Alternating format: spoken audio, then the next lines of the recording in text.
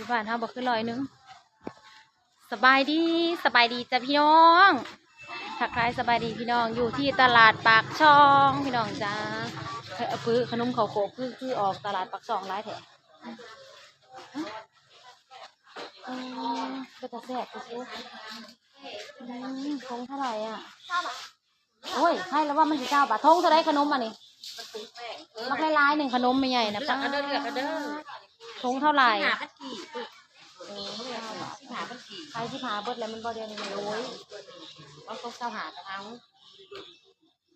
อยากกินบ่เห็ดไทยทางหนาก็มีได้เห็ดไทยผูกอยากยังพิซซ่าโดนัทมันบ่อยากมันบ่มาไปเลยโดยออกมาก่อนสื่อกระทังเบยนี่เด้ผาอัน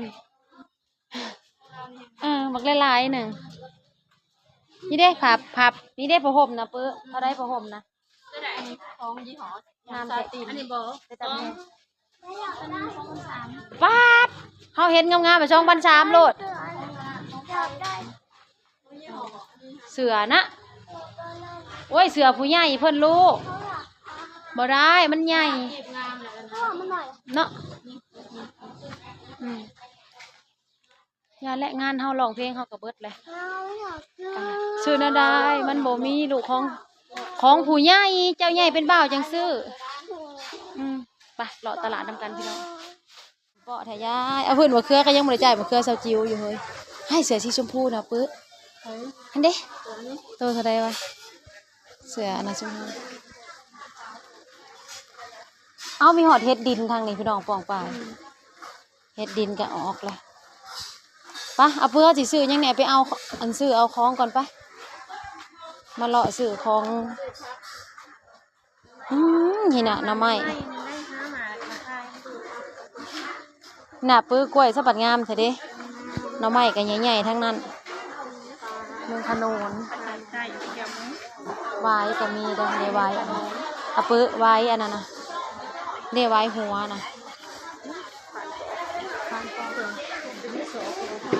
เอาเฮาอย่างปลาไอเทพมาคงเขาจะซื้ออยู่พี่เลยบ่เผาลูกบ่เผา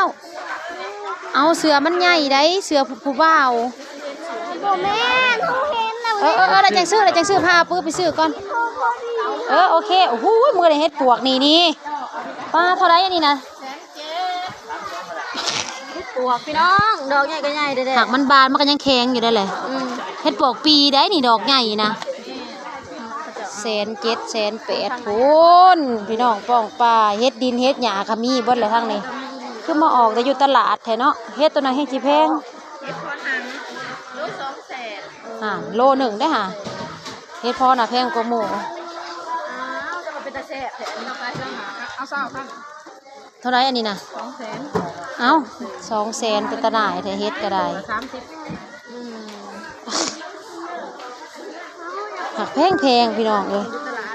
จะเบิ่งแน่ของอยู่ของกินนะปื้อจิโร่เอาจิโร่จะเป็นตัวใหญ่คงชุมเฮาปะทะกับเกิดอะแล้วเฮ็ดสะบัดมาออกดูพี่มีแต่หลอกกับหลอกหากยักเฮาสิได้หยัง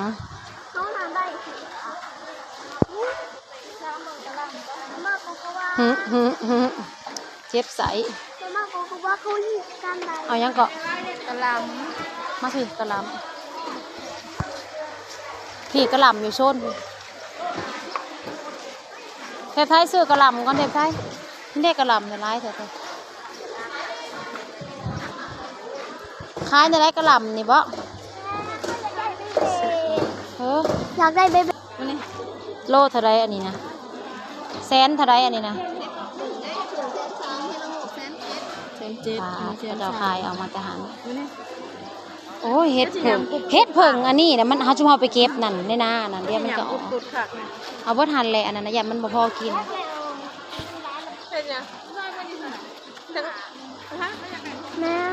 พันหมื่นหนึ่งนะ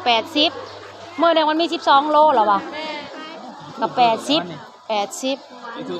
อ้าวโตเอาผมเป็นพ่อค้าส่งพักเต้ป้า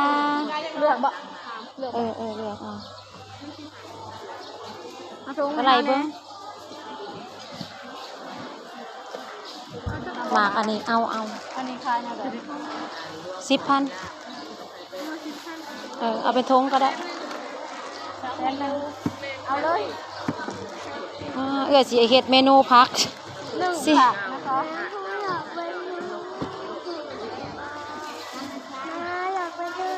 ว่าอุกอ่างอยากซื้อได้ซื้ออยู่ดอกซื้ออันนี้ก่อนลูก มาหุงมาหิ่งก็ซื้อมาเลยมาหุงน้อยโพดตัวนึงน้องดาวกำลังเลือกเอาพักพี่น้องเลย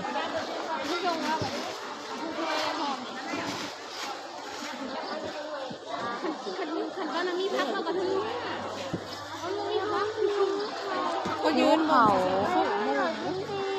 มาแม่เอาปืนเลือกหาเด้อเอาเทปให้ไปส่งหั่นเตี้ยวก่อนหิวเลย เอาจักโลมะเขือน่ะ กะเอาทงหนึ่งอะไร เป็นทงอันนี้บ่ ไปใส่กัน นี่เอากระทง ทงละ10ไปย่างแม่พาไปซื้อ แทนตัวเห็ดปวก ไปย่างเลย 1,700เพิ่นว่าหั่นน่ะเห็ดปวกดอกบานมันจ้ากันได้ ไปในยาวไปในไปผูกไปหาน้องเคยกินผูกป้าเลยไปหากินข้าวผูกซื้อกันจังซื้อ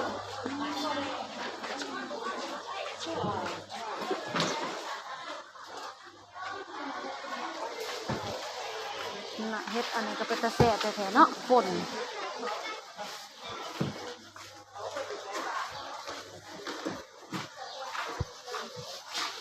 จะสิกินอะไรฮะนั่งหนีบ่มาแข็งๆเอาหมากสุกอย่าเอาแต่หมากดิบเอาสิพากันเฮ็ดแจ่วหมากเล่น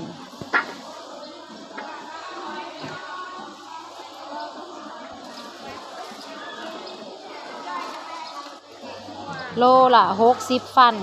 บ่แม่นโลละ30,000เอา2 โลพุ่นแหละ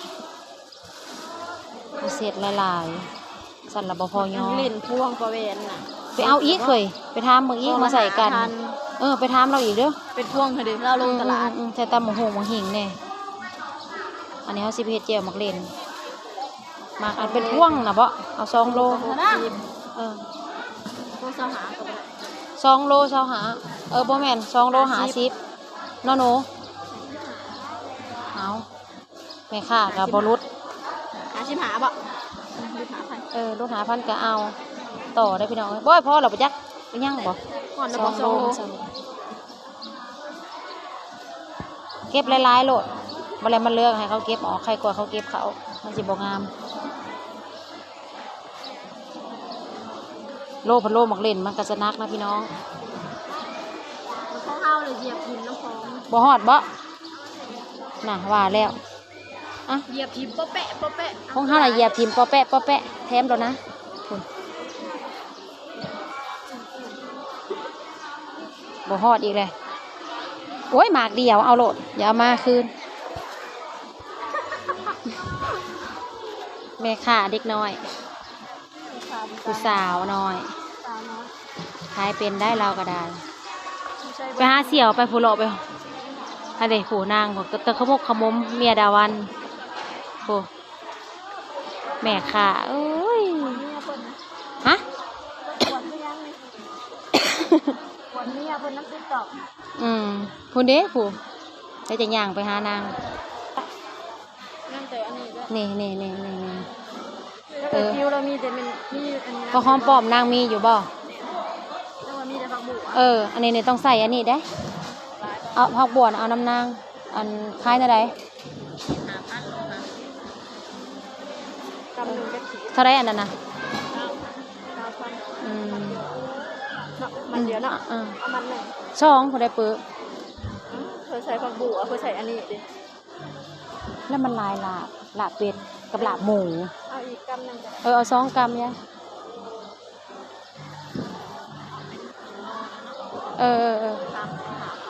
เอาเลยเขียวเลยอันนี้มีแล้วอันนี้กำเท่าไหร่เอาตัวนี้แซ่บใส่ลาบเป็ด ชื่อคือไอ้ชื่อเมืองงานดอนคนชื่อนั้นมันน้อย ชื่อเป็นกรรมแล้วนี่นะมันบ่พอมันบ่คนชื่อเอาอีกนะมันบ่พอมัดเท่าไหร่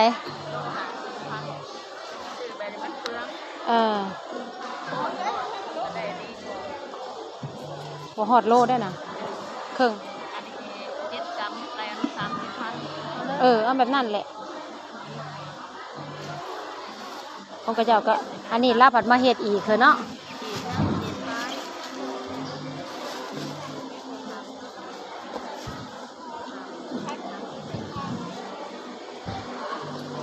ไป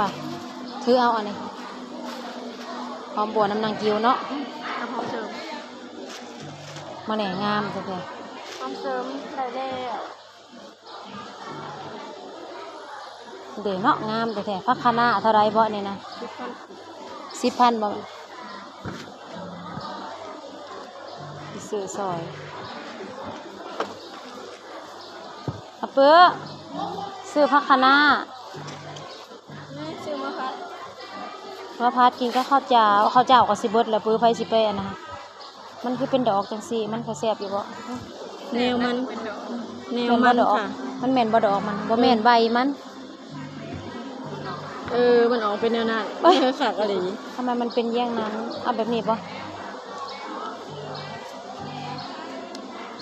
พันมันเนาะยังหมักผักบัดเนาะเอาหมักผักบ่หมักผักเลาะเบิ้งแกงจะไก่เอาตัวนี้หรือตัวนั้นวะเขาจะหลุดเสื่องว่าอยู่หลุมหัว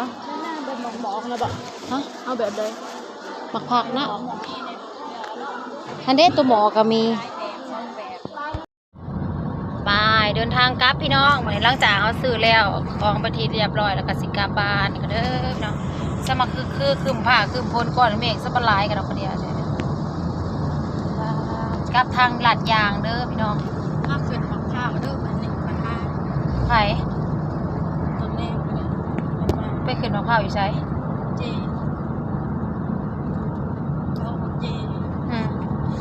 เนี่ยบอกง่ายเจ้าน่ะขึ้นบ่ได้แล้วเดี๋ยวนี้ระวังม้าตัวนั้นเด้อพ่อเสื้อมันหยอดมาเอาเป็นแซงเนาะแซงน้ำมันลายกับบ้านลงมากินเลยพอเป็นแซงเลยแซงน้ำมันลายมาขึ้นมาแซงไปดีจ้ากลับแล้วพี่น้องมาดิรับแล้วบอกคนหน่อยนะได้เสื้อโอเคพี่น้องเจอกันคลิปหน้าจ้าวันนี้มาเที่ยวตลาดพากันมาเที่ยวตลาดกลับแล้วเจอกันคลิปหน้าพี่น้องบ๊ายบายป้าก็จะสมัครคำไว้แต่ป้ารถหรู